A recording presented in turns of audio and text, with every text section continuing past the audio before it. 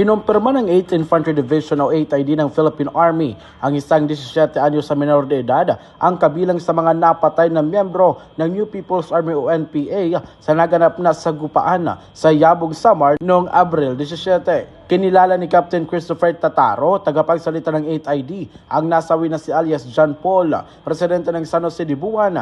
Ayon sa kumpirmasyon ng pamilya nito, 13 anyos pa lamang ang biktima ng ma-recruit ng rebelding grupo. Batay sa investigasyon ng militar, si John Paul ay miyembro ng Regional Security Force ng Eastern Visayas Regional Party Committee. Taliwas sa unang ulat na kabilang siya sa Yakal Platoon. Kaugnay nito, muling nagpaabot ng panawagan ang militar sa mga natitira pang rebelde na sumuko na at magbalik loob sa pamahalaan.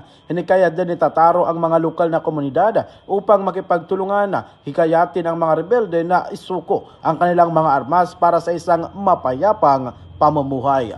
Para sa DTX Valid Morning Newscast, ito si K5 Jaime Gavador para sa Kampiyon na Balita, Serbisyo Publiko at Kasiyahan sa lungsod ng Tacloban at sa buong Silangang Visayas. K5 News FM.